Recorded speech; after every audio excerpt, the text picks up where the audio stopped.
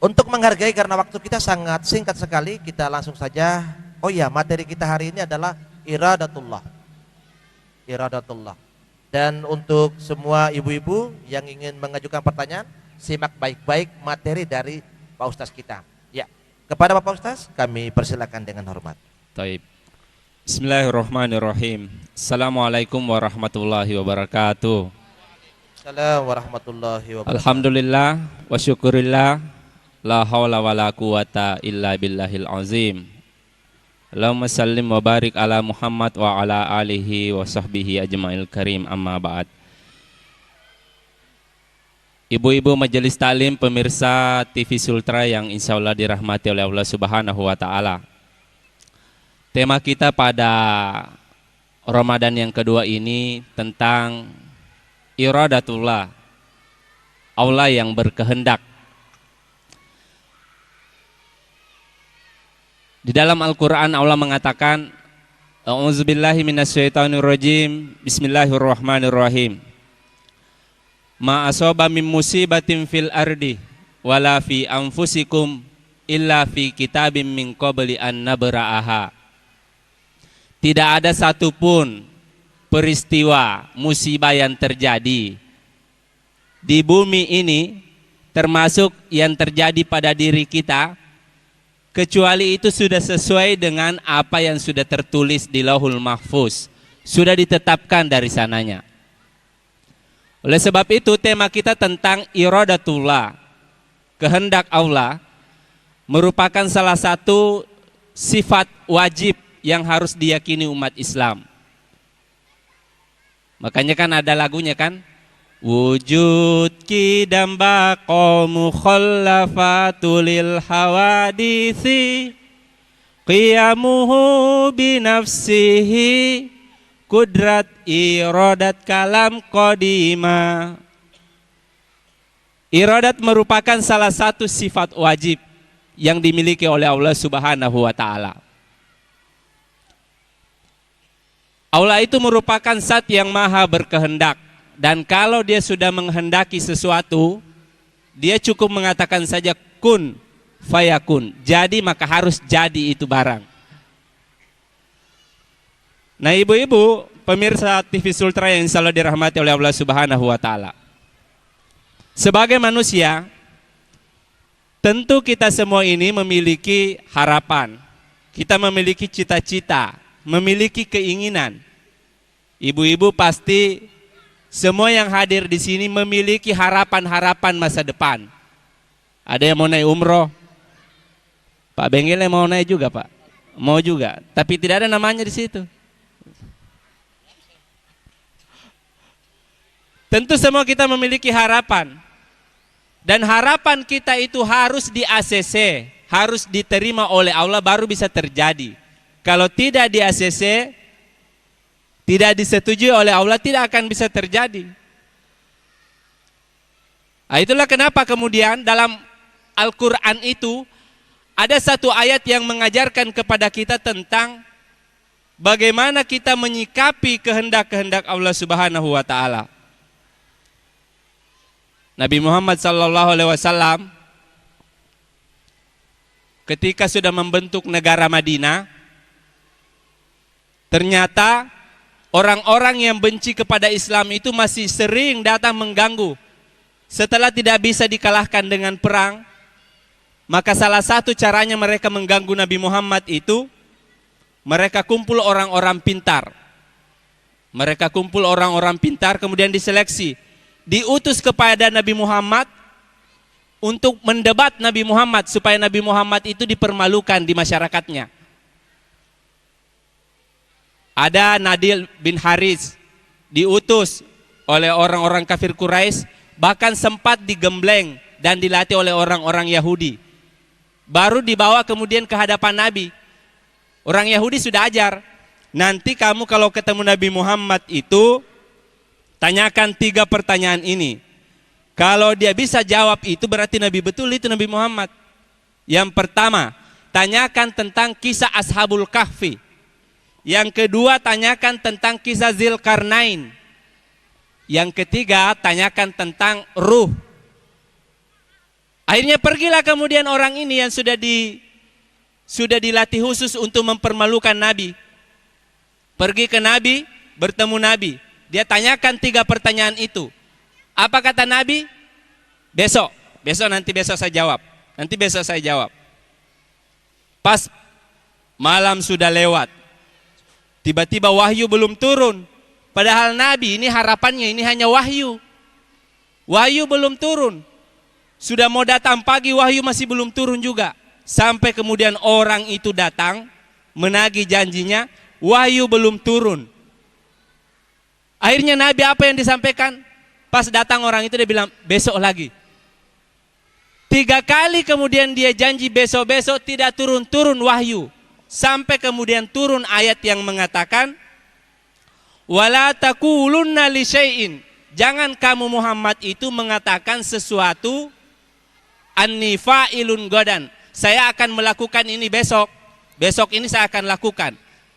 Illa ayyasya Allah, kecuali kamu itu menyandarkan kepada Allah kalau Allah menghendaki. Ditegur Nabi Muhammad sallallahu alaihi wasallam. Jadi perhatikan, manusia paling mulia ternyata pernah juga ditegur oleh Allah Subhanahu wa taala. Jadi Nabi Muhammad itu pernah ditegur dalam beberapa hal. Tetapi teguran itu bukan teguran karena dia melakukan dosa, bukan. Tetapi teguran karena dia diingatkan jangan sampai masuk kepada dosa. Nabi Muhammad mengatakan besok, ditegur oleh Allah, tidak boleh kamu ngomong begitu Muhammad. Kamu harus mengatakan insya Allah besok, begitu. Sehingga kita itu disyariatkan itu mengucapkan kata insya Allah kan.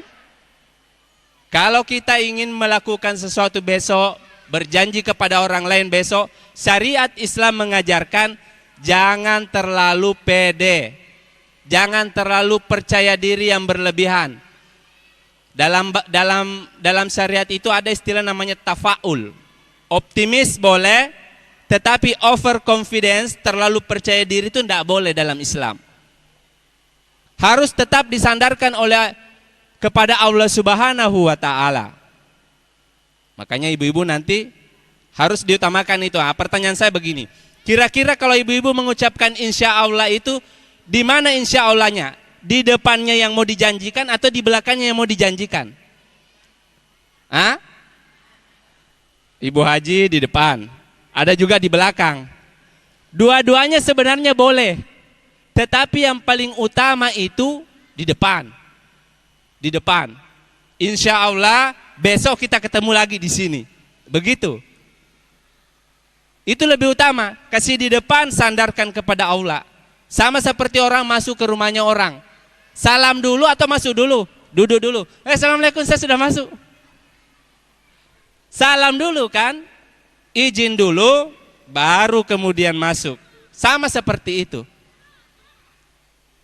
Jadi sangat penting sekali Bapak Ibu sekalian pemirsa TV Sultra, kita senantiasa menyandarkan apapun kepada Allah Subhanahu wa taala. Lantas ketika kita sudah mengucapkan kalimat insya Allah, ibu-ibu kalau misalnya sudah mengucapkan kalimat insya Allah itu, apakah kira-kira itu pasti terjadi atau belum? Sudah pasti terjadi apa belum? Belum. Ibu-ibu pernah dijanji sama orang, tetangganya kah, temannya kah, dia bilang insya Allah nanti besok saya bayar utangku, tapi kita tidak yakin. Pernah begitu? Kita sudah dijanji, pakai insya Allah lagi di belakangnya, tapi kita tidak yakin. Kayak tidak tenang saya. Padahal dia sudah bawa-bawa nama Allah juga itu. Pak Benggele pernah Pak? Pernah juga. Bapak yang janji atau Bapak yang dijanji? Saya dijanji. Dalam Al-Quran ada kisah menarik tentang contoh-contoh orang yang mengucapkan insya Allah. Di dalam Suratul Kahfi itu diceritakan tentang kisahnya Musa. Musa itu berkata, qala lahu, berkata Musa kepada orang itu. Kan tadinya Musa ini mengaku, dia sampaikan kepada umatnya. Dia bilang mari kita belajar. Umatnya tanya, adakah orang yang lebih pintar dari kamu? Dia bilang tidak ada mi. Ditegur oleh Allah, tidak Musa, ada yang lebih pintar dari kamu meskipun kamu nabi. Akhirnya Musa kemudian cari orang itu dan dia berkata begini, qala lahu Musa, hal attabiuka? Bolehkah saya ikut kepadamu? Bisakah saya ikut kepadamu? Yang oleh ulama tafsir disebutkan orang yang mau diikuti Musa itu ditafsirkan dengan nama Khidir, Nabi Khidir, ya kan?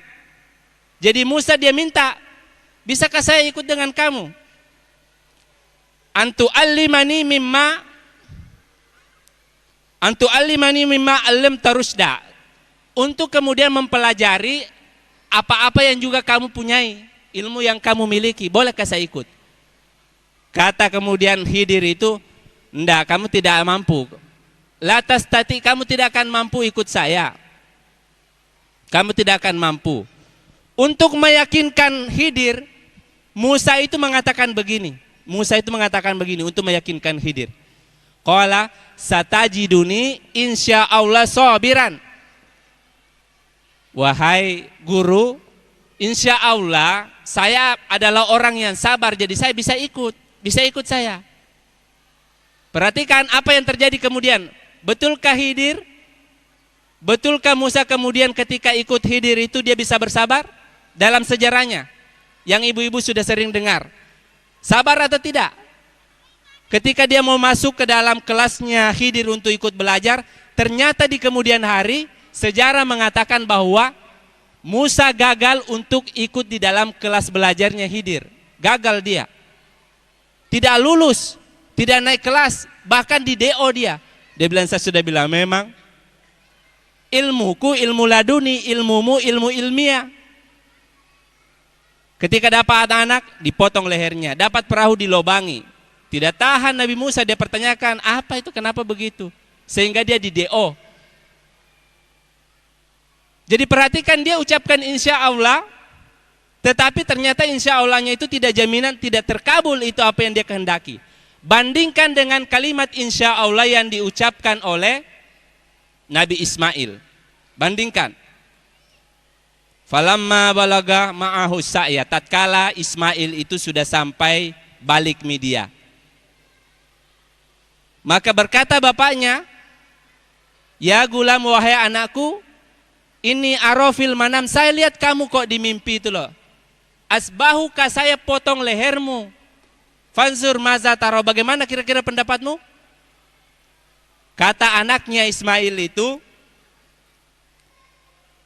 ya abati if'al ma tu'mar, lakukan apa yang kamu disuruhkan. Satajiduni insya Allah minas sabirin. Perhatikan, dia juga mengatakan satajiduni insya Allah minas sabirin. Perhatikan, dua-duanya mengucapkan insya Allah. Pertanyaannya begini, kenapa insya Allahnya Musa itu tidak terkabul dan insya Allahnya Ismail itu terkabul? Itu pertanyaannya. Penjelasan ulama itu mengatakan begini, kalimat belakangnya itu kemudian yang mempengaruhi. Kalimat belakangnya itu yang mempengaruhi. Ulama tafsir memberikan ta'liq catatan bahwa insya Allahnya Musa itu tidak dibarengi dengan kerendahan hati dan tidak diiringi dengan ilmu. Sehingga kemudian insya Allahnya itu ternyata tidak bisa dikabulkan, tidak menjadi kenyataan. Tetapi insya Allahnya Ismail itu dibarengi dengan kerendahan hati dan dibarengi juga dengan ilmu. Itulah kenapa kalau kemudian Musa itu mengatakan insya Allah sabiran, insya Allah saya adalah orang yang sabar. Ada unsur subjektivitasnya. Sedangkan Ismail mengatakan insya Allah satajiduni insya Allah minas sabirin. Mudah-mudahan saya termasuk orang yang sabar. Iya. Jadi luar itu biasa, Pak Ustaz. Iya. Insya Allah sebentar kita lanjut. Insya Allah. Oke, pemirsa TV Sultra, Masya Allah. Jadi pencerahan ini kita akan masih terus lanjutkan, tapi jangan kemana-mana karena akan ada yang melewat. Tetap di program Syiar Majelis Ta'lim Ramadan. Baik, terima kasih Bu ya. Yang pertama, Allah menyampaikan dalam Al-Quran, innallaha la yugayyiru biqaumin kecuali kemudian orang itu sendiri, kelompok itu sendiri, yughayyiru bi anfusihim, yang merubah dirinya sendiri. Artinya bahwa sebagaimana yang pernah saya sampaikan pada tema kemarin itu, bahwa dalam menentukan ketakdir, Allah itu memiliki dua takdir. Ada yang sifatnya itu namanya takdir mubram, ketetapannya itu pasti, tidak bisa lagi dirubah-rubah. Ulama sepakat 4 hal yang ditetapkan pada saat ditiupkan ruh itu. Tetapi ada juga takdir-takdir mu'allak, takdir-takdir yang sifatnya itu bisa diikhtiarkan. Misalnya memiliki anak, Allah yang menakdirkan, tetapi harus ada ikhtiar manusiawinya. Termasuk menentukan jenis kelamin. Pendapat ulama mutaakhirin itu jenis kelamin itu bisa diikhtiarkan. Yang kedua, memiliki kehidupan yang lebih baik itu adalah bentuk-bentuk takdir yang akan kita jalani yang disesuaikan dengan ikhtiar manusiawi kita. Termasuk 4 takdir mubram yang tidak bisa dirubah, yang sudah ditetapkan ketika kita masih dalam kandungan. Jibril turun meniupkan ruh sekaligus menetapkan 4 perkara: rezeki, ajal, jodoh, takdir baik, takdir buruk. Ulama mengatakan tidak bisa dirubah, tetapi beberapa ulama mengatakan tidak bisa dirubah tetapi bisa diganti dengan takdir yang baru. Tajdidul takdir, perubahan takdir, yang itu bisa diminta di bulan Ramadan, khususnya pada malam Lailatul Qadar. Jadi perhatikan ibu-ibu, hanya 4 takdir itu, hanya 4 hal itu yang tidak bisa diikhtiarkan. Tetapi yang lain butuh ikhtiar maksimal. Itulah kenapa tadi Musa itu beda hasilnya dengan Ismail, padahal sama-sama mengucapkan insya Allah. Satu dibarengi dengan ilmu dan kerendahan hati, Ismail. Satu dibarengi dengan sikap kemudian agak terlalu percaya diri, overconfidence yang dilakukan oleh Musa sehingga tidak dikabulkan oleh Allah Subhanahu wa taala. Itu. Yang kedua, pertanyaan ibu yang kedua tentang perkataan insya Allah. Apakah insya Allah itu tidak bisa jadi jaminan? Seorang muslim yang baik harusnya ketika mengucapkan insya Allah itu bisa menjadikan orang tenang. Bu, bayar utangnya bu, insya Allah besok. Harusnya yang menagih itu tenang dia. Tapi coba kita sekarang ini, di abad modern ini, orang sudah sebut insya Allah berkali-kali tetapi kita tidak tenang. Kayaknya dia bohong ini bapak ini. Begitu. Akhirnya kalimat insya Allah itu tidak berbobot, tidak memiliki ruh, kekuatan. Makanya kalimat insya Allah itu, kata ulama, harus dibarengi dengan kerendahan hati, ketawaduan. Makanya Ismail itu mengatakan, satajiduni insya Allah minas sobirin. Kalau Musa kan satajiduni insya Allah sobiran. Insya Allah saya orang sabar. Tapi kalau Ismail tidak ngomong begitu, insya Allah mudah-mudahan saya termasuk orang-orang yang sabar. Dia tidak hitung dirinya sendiri, tapi dia libatkan orang lain. Begitu juga dengan kita. Kalimat insya Allah kita itu kita sandarkan kepada Allah, tetapi takdirnya belum tentu nanti bisa terpenuhi. Terpenuhinya takdir insya Allah itu ditentukan oleh 2 hal. Kerendahan hati, melibatkan Allah, dan yang kedua adanya kemudian pemahaman ilmu di dalam melakukan kegiatan itu. Kalau tidak ada ilmunya tidak bisa. Harus kita sudah pengalaman di situ. Yang berikutnya antara ridho dan makbul. Ridho itu sederhananya begini. Ridho itu kan kalau diartikan dalam bahasa Indonesia dari kata ikhlas, rela. Ridho itu rela. Ikhlas tingkatan tertingginya itu disebut dengan ridho. Jadi ikhlas itu tingkatan tertingginya disebut dengan ridho. Pertanyaan ibu tadi, apa hal-hal yang kemudian Allah ridho tetapi tidak dikabulkan? Apakah ada hal-hal yang Allah ridhoi tetapi tidak dikabulkan dengan kita? Ada. Makanya ada ayat yang mengatakan asa ayyakuna, boleh jadi kamu kemudian menyenangi sesuatu, asa antuhibbu syai'an wa huwa syarrul lakum, boleh jadi kamu senang tetapi tidak baik untuk kamu. Boleh jadi juga sebaliknya, kamu tidak suka tapi Allah mengatakan bagus untuk kamu. Ketika kemudian ada harapan kita, Allah ridho dengan apa yang kita sudah lakukan itu, tetapi Allah tidak kabulkan. Boleh jadi seperti itu. Bisa, kenapa tidak bisa? Salah satu contohnya misalnya begini. Allah meridhoi hambanya untuk bisa umroh. Tetapi dia tidak kabulkan melalui lot ini. Dia ridho kamu naik umroh tapi tidak kabul di sini.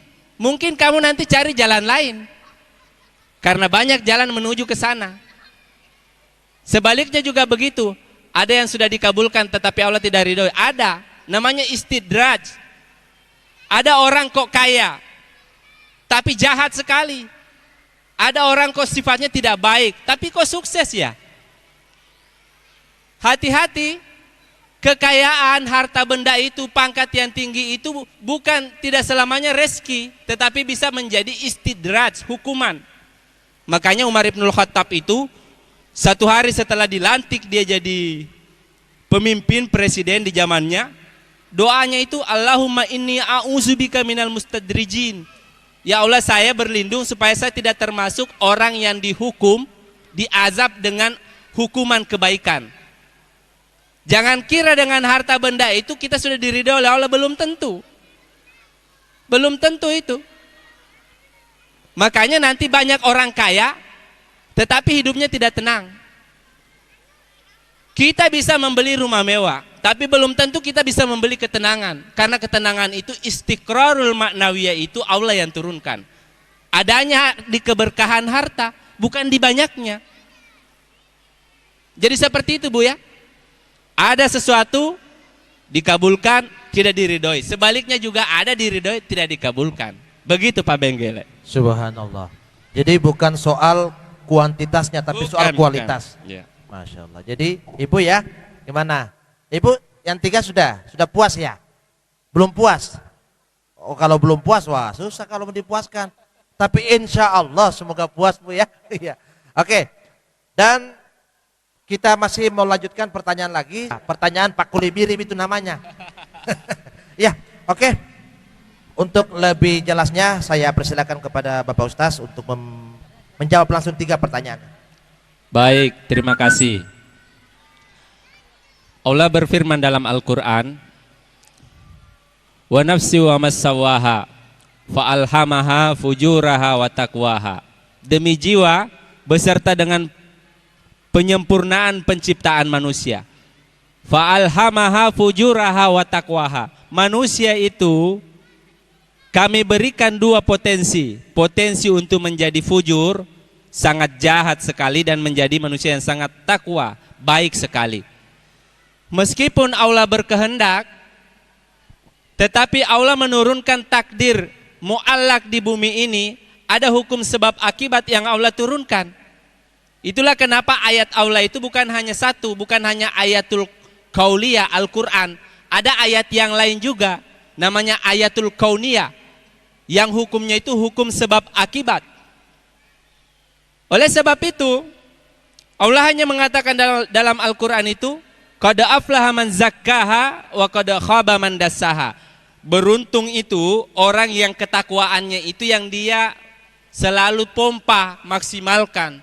Dan celaka orang yang fujurnya, kejelekannya itu selalu dia pompa.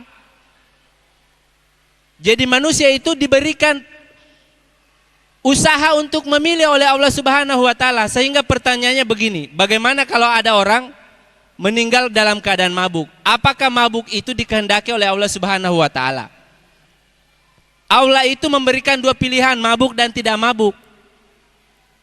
Jadi takdir bahwa dia meninggal dalam kondisi mabuk itu sudah dalam izin Allah Subhanahu wa taala. Tetapi dia memilih kemudian untuk mabuk dan mati, itu itu karena adalah ikhtiar manusianya sendiri.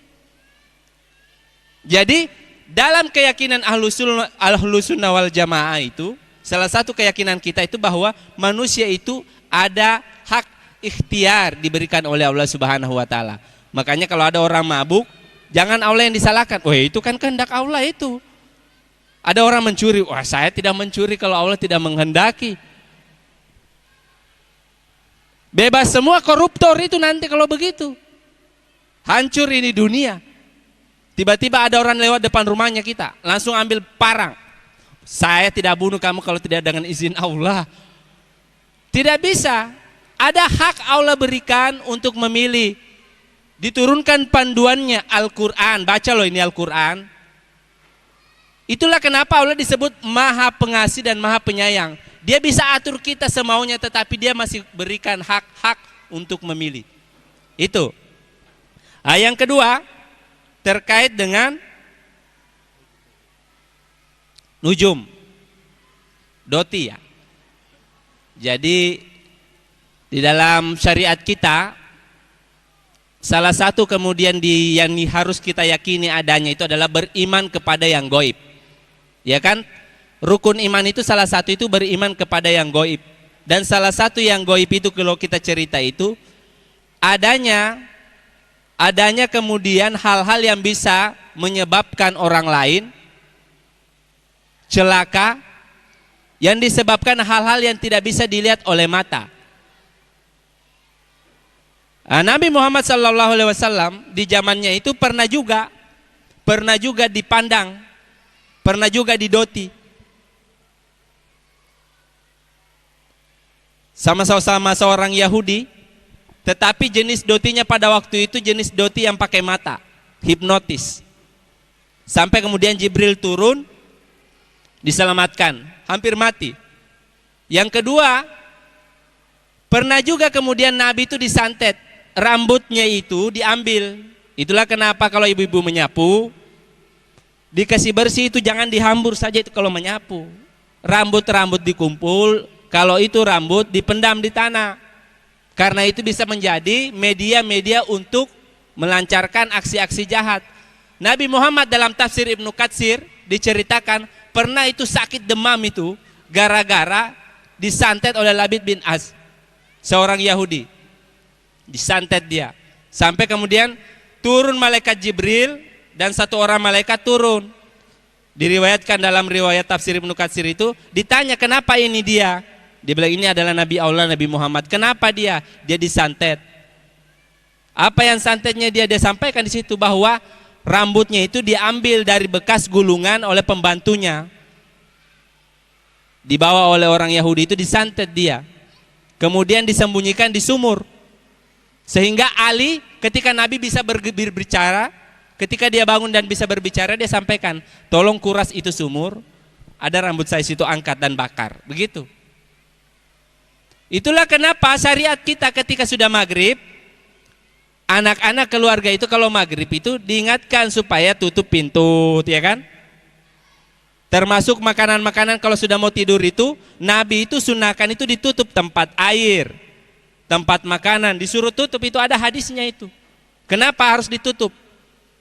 Karena ada benda-benda berterbangan ini berupa virus dan sejenis zat-zat itu berupa racun yang bisa terbang. Sama seperti jagung. Itu kan kalau kemudian dia dibuahi, tidak mesti satu tandangnya yang buahi dia. Bisa jadi bibit tetangga yang buahi dia, tidak sama dengan salak. Kalau salak itu kita yang harus bantu proses perkawinannya kan. Racun juga ada yang seperti itu, yang kemudian kita kenal dengan istilah doti apa segala macam. Apapun jenisnya itu hukumnya haram itu. Kenapa kemudian ada orang yang seperti itu padahal orangnya mulia? Karena yang dia pompa itu sikap fujurnya. Allah juga katakan kamu punya ketakwaan, kamu punya fujur. Beruntung kalau kamu yang kamu senantiasa maksimalkan ini sikap baikmu. Itulah kenapa ibu-ibu, jiwa kita ini Allah kasih itu mirip dengan chip SD card yang ada di tempat ini, mirip. Masalahnya itu karena dia mirip SD card, dia bisa merekam yang jelek dan bisa merekam yang buruk. Makanya ibu-ibu itu diajar oleh Nabi kan senantiasa memasukkan hal-hal yang positif, berhusnuzon, supaya yang masuk di rekamannya itu yang baik-baik, pergi majelis taklim, begitu. Nah, itu. Oke, Pak Ustaz, tahan dulu. Ya, Untuk yang ketiga. ketiga ditahan dulu atau dilanjutkan dulu ya? Tahan dulu, lanjutkan. Oke. Kita lanjutkan dulu ya. Untuk yang pertanyaan ketiga itu soal janji mutaroh ya Pak Ustaz. Baik. Iya. Jadi bagaimana kalau kemudian ada orang menjadikan kalimat insya Allah ini untuk dijadikan sebagai tameng, benteng untuk mengelabui, membohongi orang lain, iya kan? Makanya tadi kan ada orang mengucapkan insya Allah, tambah kita tidak yakin. Insya Allah Pak besok saya bayar utangku, tambah tidak yakin kita, bohong lagi ini. Kalau kemudian dia menggunakan insya Allah itu untuk mengelabui orang lain, maka hukumnya haram. Karena itu disebut dalam Al-Quran itu sebagai sifat nifak. Tidak samanya apa yang diucapkan dengan di hati. Tidak boleh itu. Itu alamatul munafikin. Alamat-alamat tanda-tanda orang munafik itu. Dan orang munafik itu terancam masuk surga kan? 3 hal yang bisa membatalkan syahadatnya itu salah satunya adalah an-nifak. Tidak sesuainya antara apa yang kita ucapkan dengan apa yang kita dalam hati. Jadi begitu Bu ya, haram hukumnya menjadikan kalimat insya Allah padahal kita sudah secara sadar, saya tidak akan penuhi ini. Jadi tidak dibenarkan mengatakan sesuatu yang kita sudah niatkan tidak mau lakukan. Tidak boleh. Itu kebohongan kan? Itu nifak. Beda kalau kemudian kita sudah ikhtiar dan tidak terjadi, itu boleh. Jadi berarti harus dipikir baik-baik dulu Pak Ustaz. Ya. Kalau memang tidak bisa, ya jujur jangan, saja. Jujur saja. Jujurlah Jangan padaku. pakulibiri. Iya begitu ya. Oke. Intinya sebelum menggunakan kalimat insya Allah ibu-ibu, ya pikir memang kalau memang tidak sanggup, Ya jangan, ya jujur. tidak usah. Iya. Memang itu jujur berat Bu. Ya Bu ya. Oke. Masih ada pertanyaannya. Oh masih ada pertanyaannya. Oh iya. Ya. Bagaimana antara doa dengan takdir? Langit-langit arsy itu adalah tempat beradunya, bertempurnya antara takdir dengan doa. Hanya dengan doa kemudian, hanya dengan doa takdir itu bisa dirubah. Itulah kenapa takdir mu'allak yang bisa diikhtiarkan itu harus didukung oleh doa. Dan takdir mubram yang tidak bisa berubah itu tetap juga harus kita berdoa, mudah-mudahan bisa dibuat takdir yang baru. Makanya pada bulan Ramadan ini di Lailatul Qadar 10 malam terakhir iktikaf, cari Lailatul Qadar, minta sesuatu yang tidak mungkin. Minta sesuatu yang tidak mungkin. Mudah-mudahan Allah berikan. Begitu. Amin. Mudah-mudahan Allah memberikan. Amin. Amin. Ya. Oke pemirsa TV Sultra, jangan kemana-mana karena kami akan kembali dalam program Syiar Majelis Taklim Ramadan setelah yang melewat berikut ini.